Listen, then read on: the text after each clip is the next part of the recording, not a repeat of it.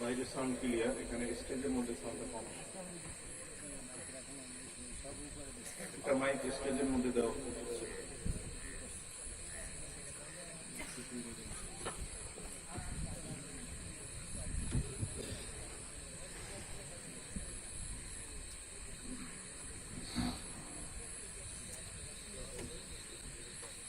السلام عليكم ورحمة الله وبركاته.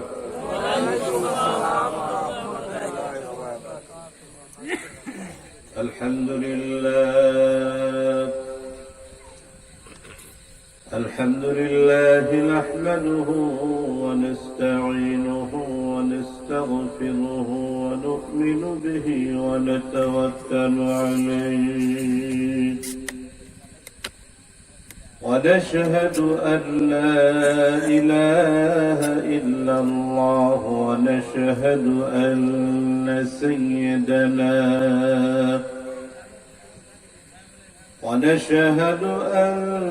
سيدنا وطبيب قلوبنا ومولانا محمد الذي أرسله بالحق بشيرا ونذيرا وداعيا إلى الله بإذنه وسراجا منيرا. أما بعد فقد قال الله تعالى في كلامه المجيد وفي فرقانه القديم. فأعوذ بالله من الشيطان الرجيم. সকলে মহব্বতের সাথে পড়েন বিসমিল্লাহির রহমানির রহিম. ওয়াদাল্লাহু আল্লাযীনা আমানু মিনকুম ওয়া আমিলুস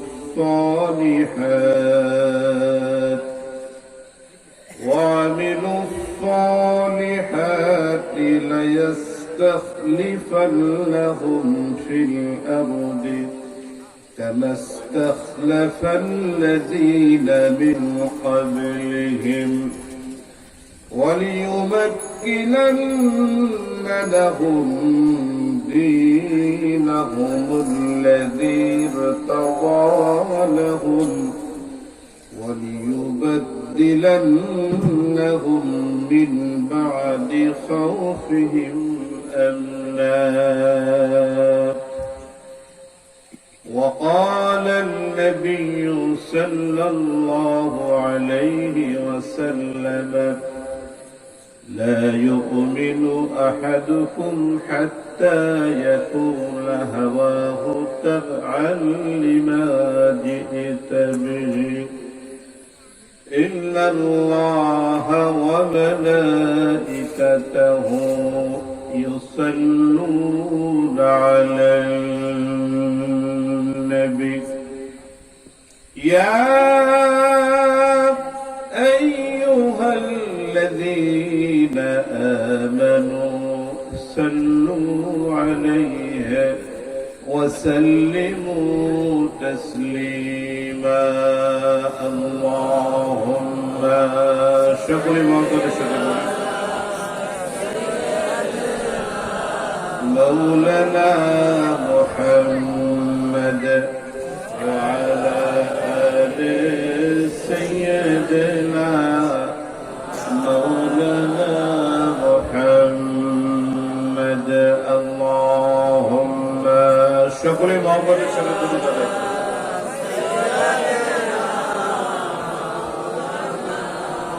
محمد وعلى آل سيدنا مولانا محمد رسول الله ختم الله به النبوة وحكم أن لا نبي بعده اللهم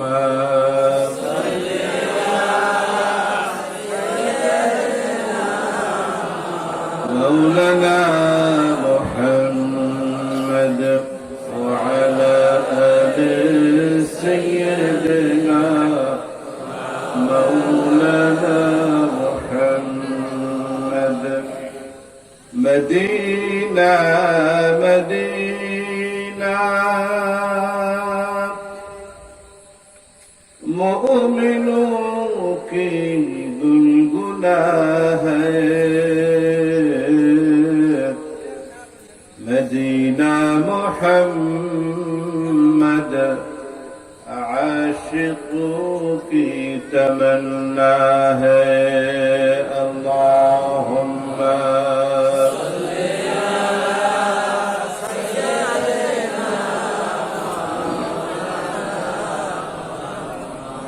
وعلى آل سيدنا مولانا محمد بلغ العلا بكماله كشف الدجى بجماله حسنت جميع خصاله صلوا عليه وآله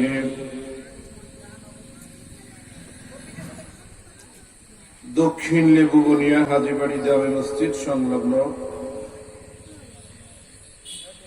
রাজাপুর ঝালকাঠি প্রথম বার্ষিক ওয়াজ মাহফিলের সম্মানিত সভাপতি জনাব মোহাম্মদ আতিকুর রহমান সুমন, বিশিষ্ট সমাজসেবক লেবুবনিয়া। আজকের মাহফিলের প্রধান অতিথি জনাব হযরত মাওলানা মুফতি সফিউল্লাহ, আমি যিনি আপনাদের সামনে আলোচনা করছি। আজকের মাহফিলের বিশেষ অতিথি ছিলেন হযরত মাওলানা মোহাম্মদ মিজানুর রহমান বিন নুরি সহ মাহফিলের মঞ্চে উপস্থিত হযরত উলামায়ে কেরাম, মুরব্বিয়ানে আযম, আমার সামনে বসা অত্র এলাকার তাওহীদ প্রিয়, ইসলাম প্রিয় আমার মুরব্বী বাবাজিরা, আমার সমবয়সী যুবক ভাইরা, ছোট সোনা বন্ধুরা, এই গভীর রজনীতে পর্দা নিভৃতে বসে আছেন আমার মহতারামা মায়েরা, বোনেরা।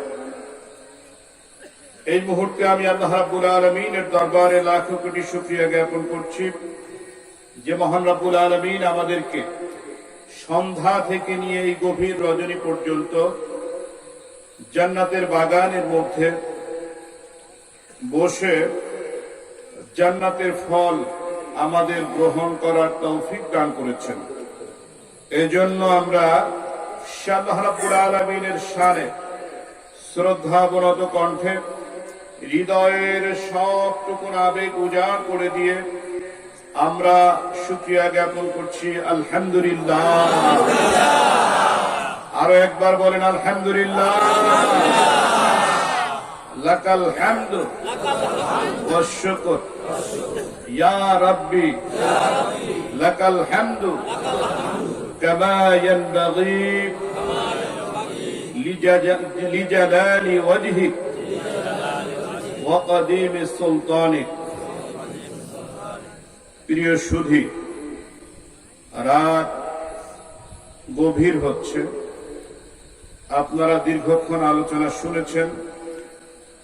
আমি আপনাদের সামনে পবিত্র কোরআনুল কারীমের সূরা নূর 55 নম্বর আয়াত তেলাওয়াত করেছি। আল্লাহ রাব্বুল আলামিন আমাকে যতটুকু সময় দান করবেন, তৌফিক দান করবেন, আমি আপনাদের সামনে কোরআন থেকে বলার চেষ্টা করব। বলেন আল্লাহুম্মা আমিন। আমি আপনাদের সামনে কোনো কিস্সা কাহিনী বানোয়াট কিছু বলতে আসিনি। আমি কোরআন থেকে বলবো, কোরআনের তাফসীর করব। কথাকার বলেন আল্লাহ, কথাকার আল্লাহ।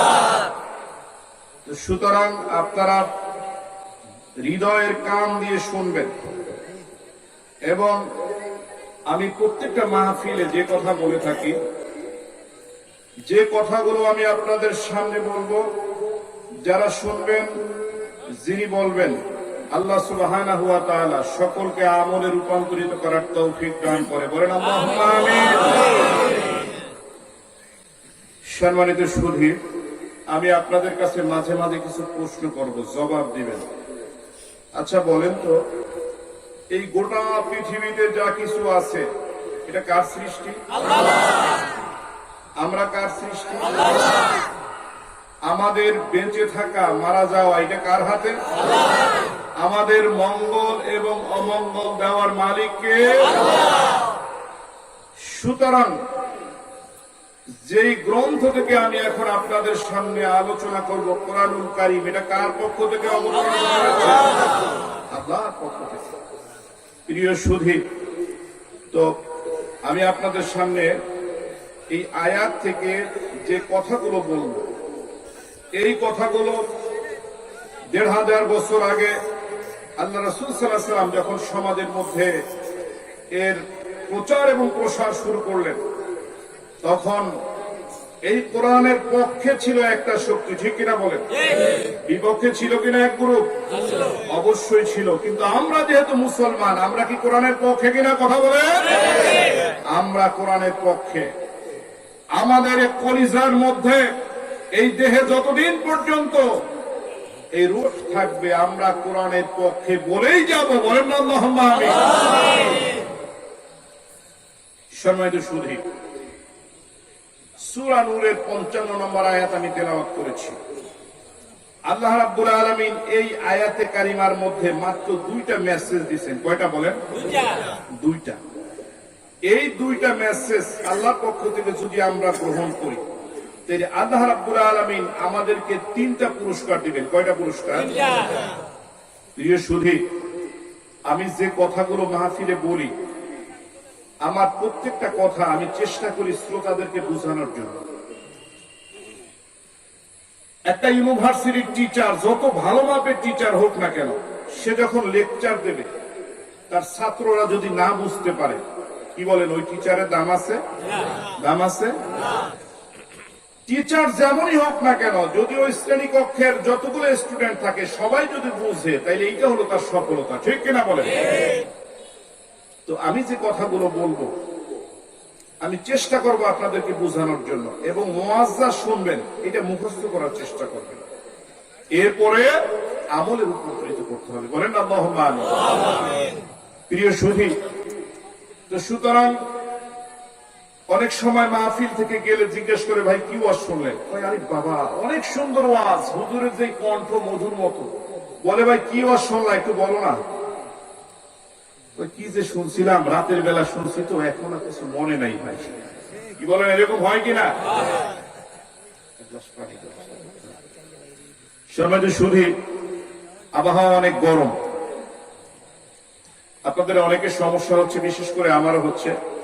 আমরা শুরুতে একটু আল্লাহর নামের জিকির করি, একটু জিকির করেন, লা ইলাহা, সকলে জিকির করেন।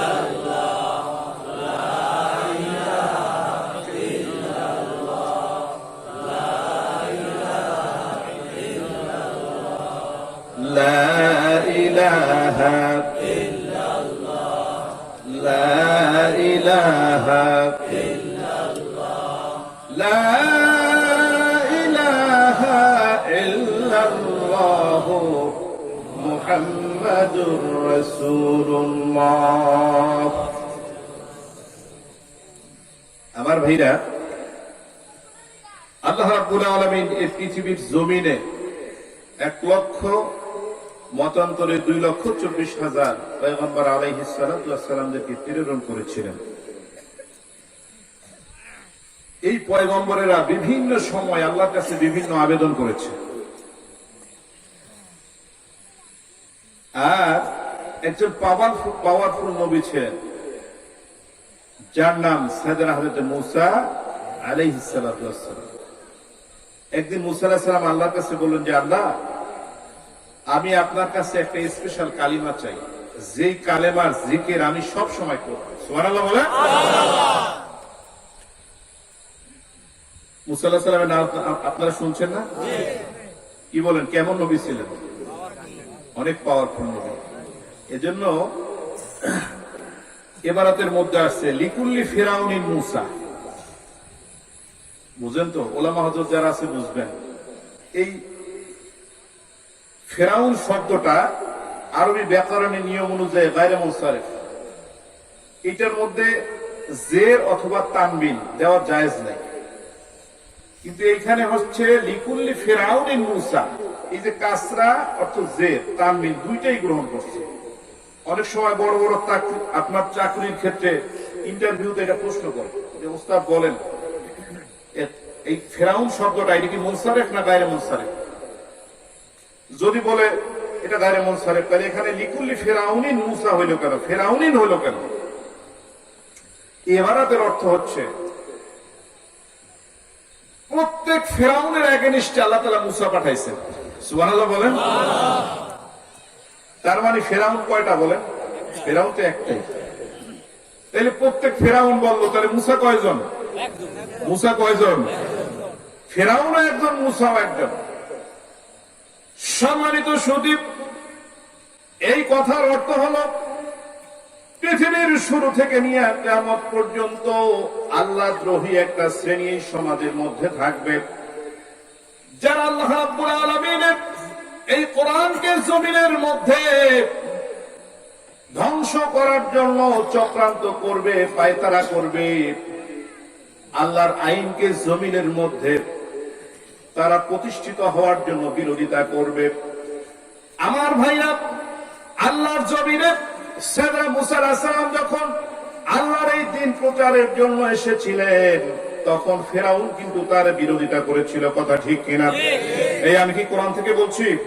কথা বলবেন। আমি যদি কিসসা কাহিনী বলি আপনারা ভেটো দেবেন, আমি ওয়াজ করব না। আর যদি কোরআন থেকে বলি আপনাদের শুনতে হবে, যেহেতু আপনারা মুসলমান না। এই মূসা আলাইহিস সালাম আল্লাহর জমিনে তার দ্বীন যখন প্রচার করবেন, তখন ফেরাউন দাবি করেছিল আনা রাব্বুকুমুল আ'লা। ও মূসা, আমি হলাম সবচেয়ে বড় খোদা, তুমি আবার কোন খোদার দাওয়াত দাও? বলে নাউজুবিল্লাহ। এই জন্যই কায়দায় কুল্লিয়ার মধ্যে আসছে লিকুল্লি ফিরাউনিন মূসা, প্রত্যেক ফেরাউনের এগেইনস্টে আল্লাহ মূসা নাযিল করবেন। তো এইখানে ওলামা হযরত যারা আছেন বুঝবেন, কায়দায় কুল্লিয়া হলো এখানে ফেরাউনের অস্ত্রে মশহুরকে মুরাদ দেওয়া হয়েছে।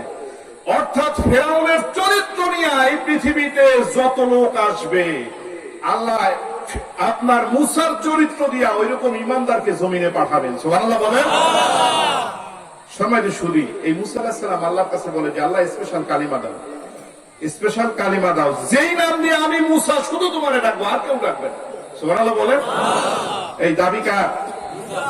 মূসা আলাইহিস সালাম। আল্লাহ রাব্বুল আলামিন ডাক দিয়া বলেন, ও মূসা, তোরে আমি কালিমা দিলাম। বলে কি কালিমা? বলে তুমি কালেমা পড়ো, লা ইলাহা ইল্লাল্লাহ, লা ইলাহা ইল্লাল্লাহ, লা ইলাহা ইল্লাল্লাহ মূসা কালিমুল্লাহ। সুবহানাল্লাহ বলেন। আমরা এখন বলি মুহাম্মদুর রাসূলুল্লাহ। ওই সময়ের শরীয়ত ছিল মূসা, আদম আলাইহিস সালামের সময় ছিল আদম সফিউল্লাহ। মূসা আলাইহিস সালাম কয় আল্লাহ এই কালিমা তো ব্যাকডেট, এটা তো পুরাতন হয়ে গেছে, এটা তো আদমের সময় ছিল, নূহের সময় ছিল, তুমি আবার আমার সেই পুরাতন কালিমা কেন দাও? আল্লাহ রাব্বুল আলামিন ডাক দিলেন, ও মূসা তুমি শোনো, গোটা পৃথিবী যদি এক পাল্লায় দেওয়া হয়, আর আমার এই তাওহীদের কালিমাকে যদি এক পাল্লায় দেওয়া হয়, তাহলে আমার এই তাওহীদের কালিমার পাল্লাটাই বেশি ওজন হয়ে যাবে। সমাজে শুনি এই কালিমাটাকে আমাদের গলার মালা বানাতে হবে। রাজি আছি না সবাই? এই কালিমারে গলার মালা বানাতে রাজি আছি দেখনা সবাই? কারা কারা রাজি আছে? হাত তুলে রাখেন। নারায়ে তাকবীর, আল্লাহু আকবার। নারায়ে তাকবীর, আল্লাহু আকবার। নারায়ে রিসালাত, আল্লাহু আকবার। হাত নামান সবাই। সম্মানিত সুধী, এই কালিমা মৃত্যুকালে যদি জবানে এসে যায়, জান্নাতে টিকিট পাওয়া যাবে কিনা বলেন বাবা? পাওয়া যাবে। সুতরাং এই কালিমাটা দ্বারা আমার জিহ্বাকে সবসময় ভিজা রাখতে হবে। কি রাখতে হবে? ভিজা রাখতে হবে। সম্মানিত সুধী, আপনারা একটু কালেমার জিকির করি।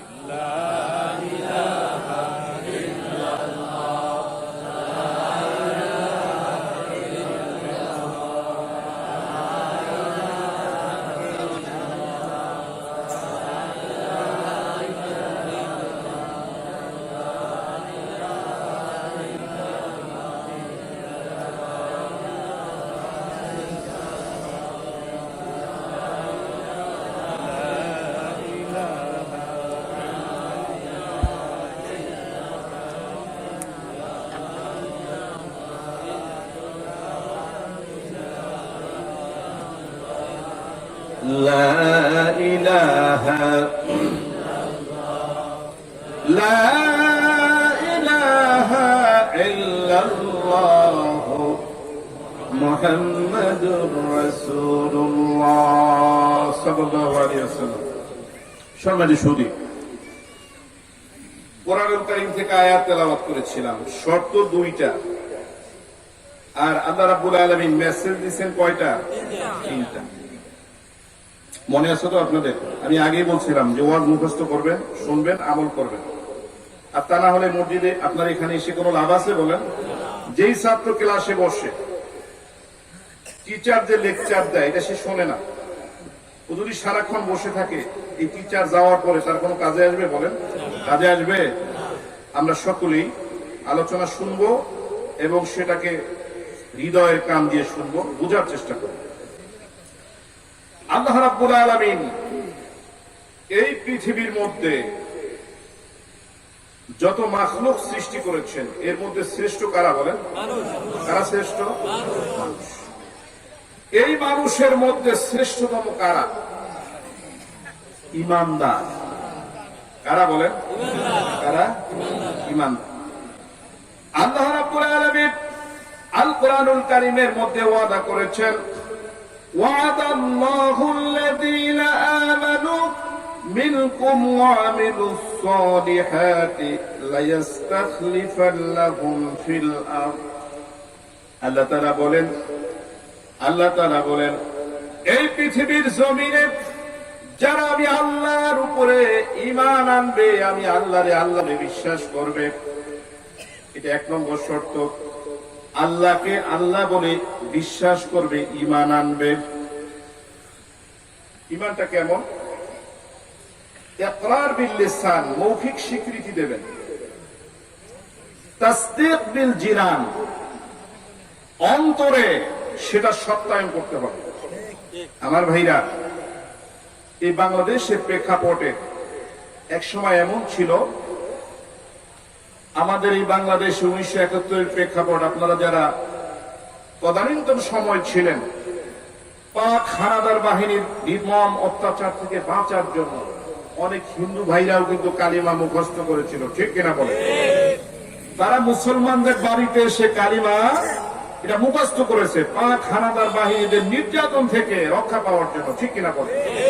আচ্ছা, সেই দিনের যিনি হরিপদ বাবু ছিলেন, এই কালিমা পড়ার কারণে উনি কি মুসলমান হয়ে গেছেন বলেন? এই কথা বলেন? মুসলমান হয়েছে। আপনার মৌখিক স্বীকৃতির পরে যে জিনিসটা লাগবে সেটা হলো আপনার অন্তরে বিশ্বাস, তাসদীক বিল জিনান। এটা হলো 2 নম্বর পয়েন্ট, শর্ত।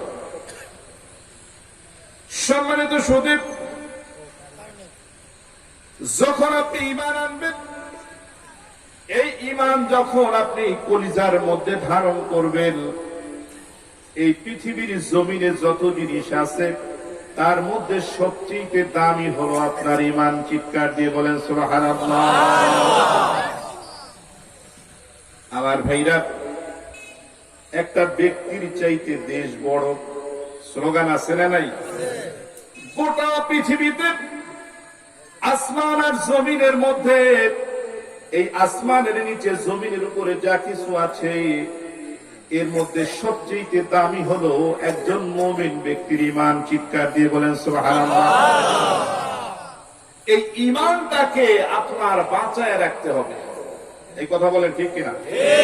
এই ঈমান যদি আপনার যদি ঈমানটা চলে যায়, তাহলে আপনি যদি ইন্তেকাল করেন, আপনার মৃত্যু কুকুর, শ্রীগাল আর বিড়ালের চাইতে একটু ভালো হবে না। নাউজুবিল্লাহ। সুতরাং এই ঈমানকে আমাদের লালন করতে হবে। ঈমানকে কি করতে হবে? প্রিয় সুধী, এই ঈমানের উপরে পৃথিবীর শুরু থেকে নিয়ে এই পর্যন্ত বারে বারে আঘাত এসেছে। ঠিক কিনা বলেন? এই ভারতবর্ষে শাসন করেছে এক সময় সম্রাট আকবর। আপনারা নাম শুনছেন না? এই সম্রাট আকবর তদানীন্তন সময়ে সে তার মাসনাদকে ঠিক রাখার জন্য, গতিকে ঠিক রাখার জন্য সে একটা ধর্মমত প্রচার করেছিল। তার নাম ছিল দ্বীন-ই ইলাহী। কি ছিল বলেন? শিক্ষিত ভাই যারা আছেন, ইতিহাস পড়েছেন, তারা জানবেন এই ধর্মের নাম কি ছিল বলেন? এই দ্বীন-ই ইলাহীর একটা কালেমা ছিল। জানেন কালিমাটা কি কেউ বলতে পারেন? এই দ্বীন-ই ইলাহী সম্রাট আকবর কর্তৃক প্রবর্তিত এর কালেমা ছিল লা ইলাহা ইল্লাল্লাহ আকবারু খলিফাতুল্লাহ। নাউজুবিল্লাহ বলেন। কত বড় কুলাঙ্গার, চিন্তা করছেন? ও নিজে কালেমা বানাইছে একটা, নাম কিন্তু আকবর। নাম কি? নামের আগে যদি মোহাম্মদ থাকে, নামের শেষে ইসলাম থাকে, ওরা মুসলমান বলা যায় না। কি বলেন, আছে না নাই? নামের আগে মোহাম্মদ, শেষে ইসলাম, ভিতরে কিচ্ছু নাই। ভিতরে আবু জেহেল, ভিতরে কি বলেন? এই সম্রাট আকবর কালেমা বানাইল লা ইলাহা ইল্লাল্লাহ আকবার খলিফাতুল্লাহ। প্রিয় ভাই সব, এই সম্রাট আকবর সেই ভারতবর্ষে ঘোষণা দিল গরুর গোশত খাওয়া মুসলমানের জন্য হারাম। বলেন নাউজুবিল্লাহ। আমার ভাইরা, আমি কোন কিসসা কাহিনী বলছি না, আপনি ইতিহাস তালাশ করে দেখেন। আকবরের দ্বীন-ই ইলাহী নামক গ্রন্থটা এখনো লাইব্রেরির মধ্যে আপনি পাবেন, ওইটা তালাশ করেন, দেখবেন সেখানে আছে। এরপরে আকবর তার রাষ্ট্রীয় ক্ষমতাকে প্রতিষ্ঠিত করার জন্য, তদানীন্তন সময়ে হিন্দু ভাইদেরকে খুশি করার জন্য সে আইন পাশ করলো, গরু হলো দেবতা, সে নিজেও গরুর পূজা দেওয়া শুরু করলো। বলেন নাউজুবিল্লাহ। আমার ভাইরা, ইসলাম বলে অন্য কোন ধর্মের উপরে আঘাত হানা যাবে না। কোন মুসলিমদের উপরে কোন মুসলমান অন্যায় ভাবে টর্চার করতে পারবে না, এটা ইসলাম সমর্থন করে না। কোন হিন্দু ভাই যদি পূজা অর্চনা করে, আপনি সেখানে বাধা দিতে পারবেন না, এটা ইসলাম সমর্থন করে না। কিন্তু আপনিও আপনার ধর্ম বাদ দিয়া তার পূজা অর্চনাও আপনি করতে পারবেন না। এই কথা ঠিক না? একজন হিন্দু, একজন অমুসলিম মুসলমানদের কাছে কতটুকু নিরাপদ? একটা ডিমের মধ্যে কুসুম যতখানি নিরাপদ, তার চাইতে বেশি নিরাপদ একজন মুসলিমের কাছে একজন অমুসলিম। চিৎকার দিয়ে বলেন সুবহানাল্লাহ। আল্লাহর কোরআনে অধিকার দিয়েছে, তুমি তোমার ইসলাম পালন করবে, কিন্তু জোর করে তুমি কোন হিন্দুকে মুসলিম বানাতে পারবে না। এটা কার কথা? এটা ইসলামের কথা। পশ্চিমকালেও নয়। আপনি যায়া তার মূর্তি ভেঙে ফেলবেন, এটা ইসলাম সমর্থন করেন। তার পূজা অর্চনায় গিয়ে আপনি বাধা দেবেন, এটা ইসলাম সমর্থন করে না। সে যাতে তার ধর্মীয় অনুষ্ঠান ভাব কম্পিউটারের সাথে আদায় করতে পারে, আপনার সে যদি প্রতিবেশী হয়, এই অধিকার আপনাকে তাকে দিতে হবে এবং তাকে সর্বাত্মকভাবে সহযোগিতা করতে হবে। কিন্তু আপনি নিজে পারবেন না তার ধর্ম পালন করতে, এটা ইসলামের কথা। তো সম্রাট আকবর তদানীন্তন সময় সে মনে করলো, আহারে আমার প্রজা সাধারণ হিন্দু, এই আইন যদি আমি চালু করি সবাই আমার অনুগত হয়ে যাবে, আমার রাষ্ট্রীয় ক্ষমতা স্ট্রং হবে। বলে নাউজুবিল্লাহ। আমার ভাইরা, ক্ষমতা দেওয়ার মালিক কে? ক্ষমতা ছিনায় নেওয়ার মালিক কে? যে আল্লাহ সকালে ফুলের মালা দেন, বিকালে জুতার মালা দিতে পারেন কিনা? অবশ্যই পারেন। সম্মানিত সুধী, সম্রাট আকবর যখন এটা শুরু করেছিল, আমি বলছিলাম ব্যক্তির চেয়ে দেশ বড়। আসমানের নিচে যত জিনিস আসে তার মধ্যে বড় কোনটা বলেন? মুসলমানের ঈমান। আমার ঈমান আমার হেফাজত করতে হবে। আর যুগে যুগে এই ঈমানের হেফাজতের দায়িত্ব প্রথমে কাদের ছিল? এই কথা বলেন, কাদের ছিল? নবীদের ছিল। নবীরা ঈমানের দাওয়াত দিয়েছিল। লা দিনারা ওয়ালা দিরহামা, নবীরা ইন্তেকাল করেছেন, তারা দিনার রেখে যান নাই, দিরহামও রেখে যান নাই। আল উলামা ওয়ারাসাতুল আনবিয়া, নবীরা চলে গিয়েছে। এই সময় যারা আলেম ওলামা আছে, এরা হলো নবীদের উত্তরসূরি। নবীদের পরে ঈমান এবং ইসলাম বাঁচানোর জন্য যে দায়িত্ব এবং কর্তব্য, সেটা হলো আলেমদের উপরে। চিৎকার দিয়ে বলেন কথা ঠিক কিনা? তদানীন্তন সময় সম্রাট আকবর তার এই মাসনাদকে প্রতিষ্ঠিত রাখার জন্য যখন এই ফতোয়া জারি করলো, সর্বপ্রথম যারা বাধা দিয়েছিল এই ভারতবর্ষের আলেম ওলামারা প্রথম বাধা দিয়েছিল। তারা কাউকে খুশি করার জন্য বাধা দেয় নাই, কাউকে বেজার করার জন্য দেয় নাই। তারা দিয়েছে একমাত্র আল্লাহ রাব্বুল আলামিনের পক্ষ থেকে তাদের আমানত দায়িত্ব হিসেবে। এই কথা ঠিক কিনা? সম্মানিত সুধী, সম্রাট আকবরের সময় যখন আলেম ওলামারা সম্রাট আকবরের এই আইনের বিরোধিতা করলো এবং বলল, বাদশাহ নামদার, একজন মুসলমানের জন্য গরু কোনদিন দেবতা হতে পারে না। মুসলমানের জন্য গরুর গোশত কোনদিন হারাম হতে পারে না। আপনার এই সিদ্ধান্ত সঠিক নয়, আপনি এটা থেকে বের হয়ে আসেন। আমার ভাইরা, আলেম ওলামারা তদানীন্তন সময় তারা আন্দোলন করলেন। আলেম ওলামারা আন্দোলন করলেন। এই আলেম ওলামাদের মধ্যে প্রধান কাতারে যিনি ছিলেন, যিনি আকবর কর্তৃক গোয়ালিয়ার সেই জেলখানার মধ্যে দীর্ঘদিন পর্যন্ত নির্মম অত্যাচারের শিকার হয়েছিলেন, তিনি হলেন শেখ আহমদ সিরহিন, যাকে আমরা মুজাদ্দিদে আল ফেসানি রাহিমাহুল্লাহ হিসেবে চিনি। চিৎকার দিয়ে বলেন সুবহানাল্লাহ। তিনি সেদিন হুঙ্কার দিয়েছিলেন যে, আকবর শোনো, তোমার রাষ্ট্রীয় ক্ষমতার সামনে আমার ক্ষমতা অতি নগণ্য, কিন্তু মুসলমানের ঈমান আকীদার ব্যাপারে আমি হলাম একজন উত্তরসূরি। তোমাকে বলছি আকবর শোনো, তোমার এই আইন পার্লামেন্ট থেকে বাতিল করতে হবে।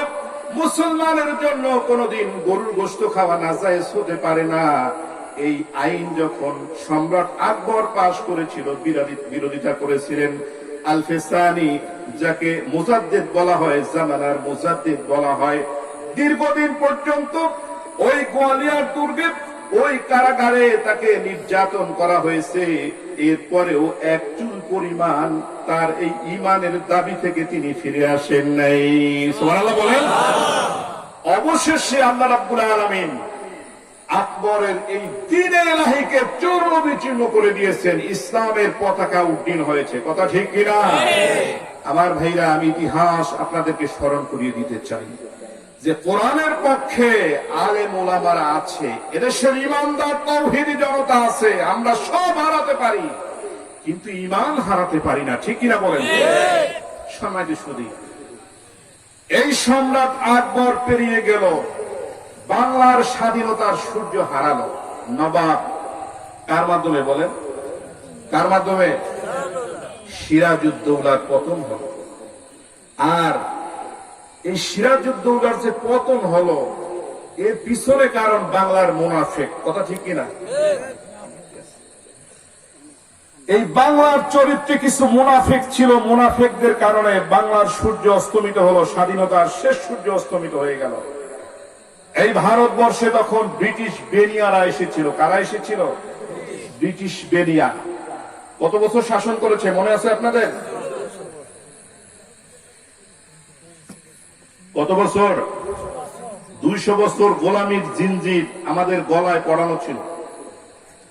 প্রিয় সুধী, আজকের প্রজন্ম, আমরা যারা 71-এর ইতিহাস জানি, আমাদের এর আগের ইতিহাসও জানা দরকার।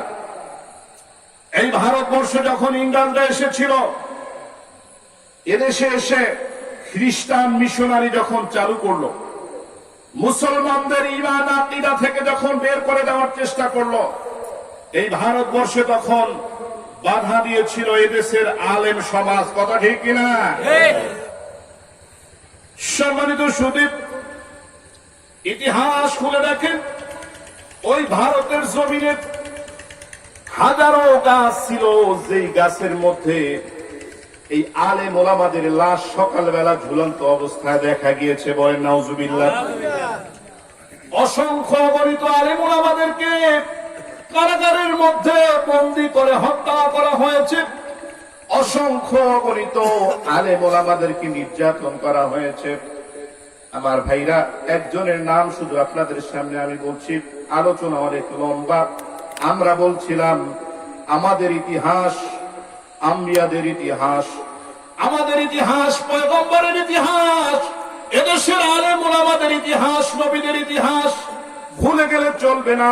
আমাদের এই শিরার মধ্যে যে রক্ত প্রবাহিত হচ্ছে, এটা সাইয়েদনা হযরতে আদমের আপনার রক্ত, এটা মুসা আলাইহিস সালামের রক্ত, এটা ইব্রাহিমের রক্ত, এটা খাজা মঈনুদ্দিন চিশতির রক্ত, এটা হাজী শরিয়তুল্লাহর রক্ত, এটা হাজী এমদাদুল্লাহ মুহাজিরি রাহমাতুল্লাহ আলাইহির রক্ত। এদেশের যত আলেম ওলামা আছে, এরা কারো খুশির জন্য নয়, কারো বেজারের জন্য নয়, এরা তাদের কলিজার মধ্যে ইসলাম এবং ঈমানকে লালন করতে চায়। কথা ঠিক কিনা? সম্মানিত সুদীপ, ওই ইংরেজ সরকার তদানীন্তন সময় শত শত আলেমদেরকে ফাঁসি দিল, ফাঁসির কাস্টে ঝুলিয়ে দিল, কারাগারের মধ্যে বন্দী করে তাদেরকে নির্যাতন করলো। তাদের মধ্যে একজন ছিল হযরতে জাফর থানেশ্বরী রাহিমাহুল্লাহ। এই জাফর থানেশ্বরী রাহিমাহুল্লাহকে ইংরেজ গোলামেরা, ওই ইংরেজের বাচ্চারা তাকে অ্যারেস্ট করে যখন আন্দামান দ্বীপপুঞ্জের দিকে, আন্দামান যাকে কালাপানি বলা হয়, সেখানে ওই ব্রিটিশ বেনিয়াদের নির্যাতনের সেল ছিল, জেলখানা ছিল। শৃঙ্খলাবদ্ধ করে ওই ভারতের জমিন দিয়ে যখন জাহাজের মধ্যে নিয়ে যাবে, হযরতে জাফর থানেশ্বরী জনগণের দিকে চেয়ে চেয়ে শুধু হাসতেছিলেন। সুবহানাল্লাহ বলেন। শুধু হাসতেছিলেন, চারদিকে তাকাচ্ছিলেন। তার গলার মধ্যে শিকল, পায়ের মধ্যে টান্ডা বেরি পড়ানো আছে। হযরতে জাফর থানেশ্বরী যখন এক পা দুই পা করে সামনের দিকে আগাচ্ছে, দুই দিকে মুসলমানেরা দাঁড়িয়ে আছে।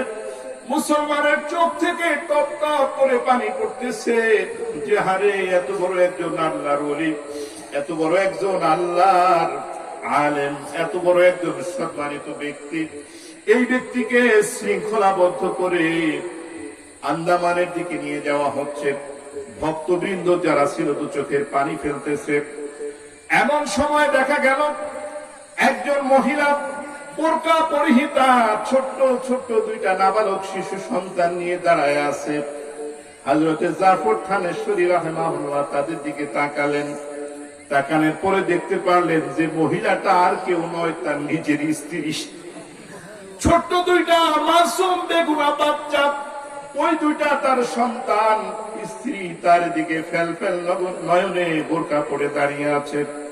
হযরতে জাফর থানেশ্বরী ওই ইংরেজ পেয়াদাকে বলল যে, ভাই আমার দুটো কথা শোনো, একটুখানি দাঁড়াও, আমি একটু কথা বলবো, আমার একটুখানি সময় দাও। হযরতে জাফর থানেশ্বরী শৃঙ্খলবদ্ধ অবস্থায় যখন ওই মহিলার কাছে গিয়েছে, বলতেছে, আমার প্রাণের স্ত্রী কি বলবে, তুমি তাড়াতাড়ি বলো, আমার সময় নাই। এবার তার স্ত্রী বলল, প্রাণের স্বামী, তুমি কোথায় চলে যাচ্ছ? এই দুইটা মাসুম বেগুনা নাবালক সন্তানকে কি বলে যাচ্ছ? হযরত জাফর থানেশ্বরী রাহিমাহুল্লাহ মাত্র দুটো কথা বলেছেন। তিনি বলেছেন, ও প্রাণের স্ত্রী, আমি তোমাকে সেই পুরনো কথাটি বলতে চাই, যেই কথাটি সাইয়েদনা হযরত ইব্রাহিম তার স্ত্রী বিবি হাজেরাকে বলেছিল। আমি সেই পুরনো কথাটি বলতে চাই, যেই কথাটি সাইয়েদনা ইব্রাহিম আলাইহিস সালাতু ওয়াস সালাম ওই মরুভূমির মধ্যে তার শিশুপুত্র ইসমাইল আর হাজেরা সহ রেখে গিয়েছিল, তিনি যেই আল্লাহর উপরে ভরসা করে রেখে গিয়েছিলেন, আমিও তোমাদেরকে সেই আল্লাহর উপরে ভরসা করে রেখে গেলাম। প্রিয় সুদীপ, সেই পৃথিবীর শুরু থেকে নিয়ে এই পর্যন্ত যারা আল্লাহর এই কোরআনের ধারক এবং বাহক, তারা কোন মসনাদওয়ালাদেরকে খুশি করার জন্য কথা বলে না, তারা কাউকে বেজার করার জন্য কথা বলে না, তারা কথা বলে এই আসমান আর জমিনের যিনি মালিক সেই আল্লাহকে রাজি খুশি করার জন্যই তারা কথা বলে। এই কথা ঠিক কিনা? সম্মানিত সুদীপ, তো যে কথা বলছিলাম, একজন মুসলমানের কলিজার মধ্যে যদি ঈমান না থাকে, ওইটা যদি মারা যায়, একটা কুকুর আর শ্রীগালের চাইতে তার কোনো দাম নাই, বলেন নাউজুবিল্লাহ। আর যদি মুসলমান তার কলিজার মধ্যে ঈমানকে লালন করতে পারে, ঈমান লালন করে যদি ঈমান নিয়ে মারা যেতে পারে, তাহলে গোটা এই পৃথিবীর জমিন এবং জমিনের মধ্যে যত সম্পদ আছে তার চাইতে ওই মানুষটার দাম আল্লাহর কাছে অনেক বেশি। প্রিয় সুধী, আমি এই সংক্ষিপ্ত পরিসরে আপনাদেরকে বুঝাতে চাইলাম যে আমাদের ঈমানটা বড় দামি। আর ঈমান রক্ষার জন্য, মুসলমানের ঈমান রক্ষার জন্য এদেশের আলেম ওলামারা নিরলস পরিশ্রম করে যাচ্ছেন, যাতে আমাদের এই সবচেয়ে দামি সম্পদটা হারায় না যায়। সম্মানিত সুধী, এখন আসেন, এই ঈমান আমাদের রক্ষা করতে হলে দুইটা জিনিস আমাদেরকে লালন করতে হবে। কয়টা জিনিস? কয়টা জিনিস? আল্লাহ রাসূল সাল্লাল্লাহু আলাইহি ওয়াসাল্লাম অন্তিম সময়, একেবারে অন্তিম সময় তিনি মাত্র কয়েকটি কথা বলে গিয়েছিলেন। এখানে শিক্ষিত ভাইরা যারা আছেন, যারা ইতিহাস পড়েছেন, দেখবেন বিদায় হজের ভাষণের সময় যে কথাটুকু বলেছেন সবাই জানেন। তিনি বলেছিলেন, তোমাদের মাঝে আমি দুটো জিনিস রেখে গেলাম, এই দুটো জিনিস যতদিন পর্যন্ত তোমাদের কলিজার মধ্যে লালন করবে, যতদিন পর্যন্ত কলিজার মধ্যে তোমরা লালন করবে, এই আসমানের নিচে জমিনের উপরে সবচেয়ে ইজ্জতওয়ালা জাতি হবে তোমরা। চিৎকার দিয়ে বলেন সুবহানাল্লাহ।